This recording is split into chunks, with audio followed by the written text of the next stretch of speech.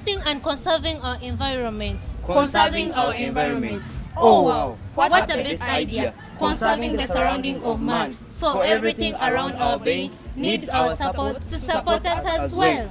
Oh yeah, our life is what surrounds us. The environment encompassing a wide range of creators, but all for our own benefit. From the surrounding vegetation, we get food, herbal medicine for our living. Yes, let the conservation and the protection of our environment be everyone's obligation. Also for us, conserving our surrounding for our life protection, wild animals in physical features like forests and mountains.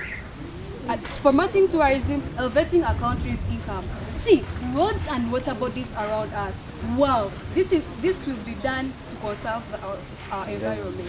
Conservation of our environment. Why? Cutting down trees for charcoal burning, poor waste management, pollution, causing climate change. But then, vegetation provides us with oxygen. Could anyone live without oxygen? No! Let us plant, protect and conserve forests, trees in our compounds for a tranquil environment we deserve to live in.